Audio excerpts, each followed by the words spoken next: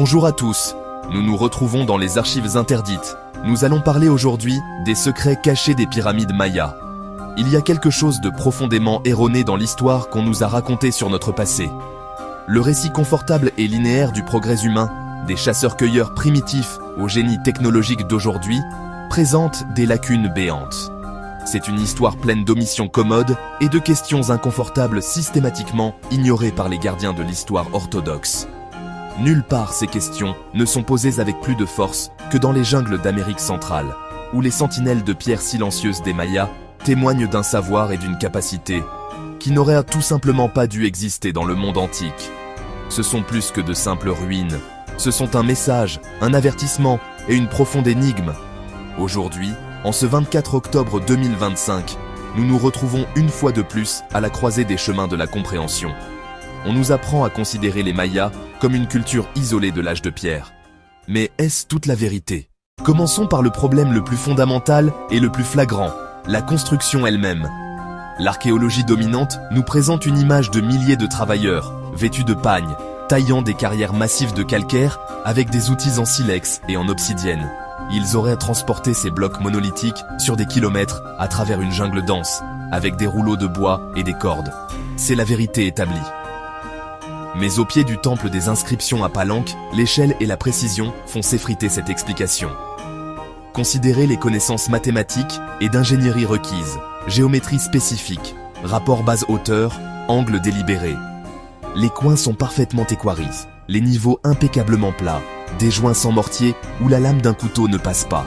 Le calcaire est tendre, mais les outils l'étaient aussi, ou cassants.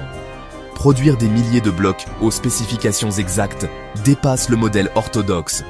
Le récit officiel n'apporte aucune réponse satisfaisante. Et si nous commencions par les preuves, précision, masse, sophistication, et demandions quel niveau de technologie aurait été nécessaire? Le mystère s'épaissit lorsque nous détournons notre regard de la Terre vers le ciel.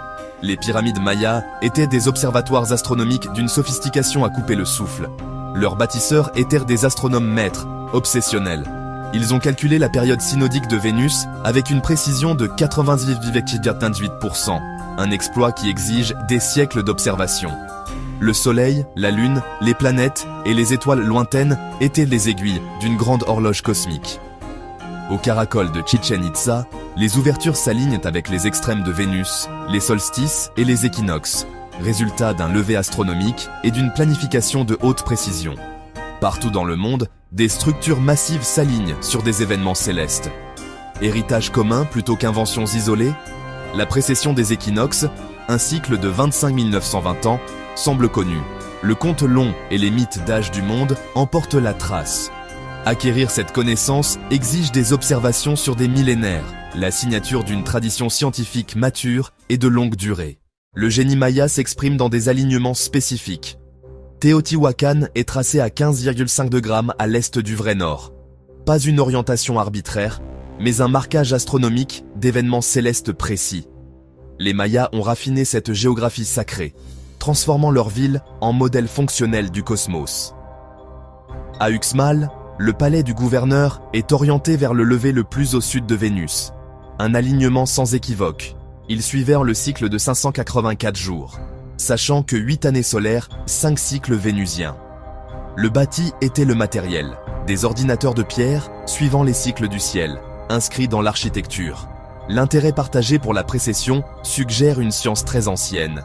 Ces alignements, sculptés dans le paysage, nous appellent à travers les âges. Nulle part la synthèse architecture-astronomie-mythe n'est plus spectaculaire qu'à la pyramide de Kukulkan. 4 faces, 91 marches chacune. Avec la plateforme, 365, l'année solaire. Les escaliers coupent les 9 terrasses en 18 sections, les mois du Hab. Aux équinoxes, un jeu d'ombre et de lumière forme le corps d'un serpent, qui glisse pour rejoindre la tête de pierre, la manifestation de Kukulkan, le serpent à plumes. Résultat de calculs précis et d'une orientation millimétrée. C'est un théâtre céleste, une affirmation publique. Nous comprenons les secrets de l'univers et contrôlons le calendrier. Notre pouvoir est d'origine divine.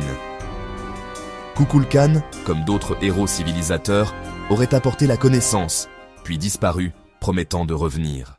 Section 6. Portail des enfers. les chambres cachées et les tombes des rois. En 1952, au Temple des Inscriptions, une dalle dissimulée révéla un escalier comblé menant au cœur de la pyramide.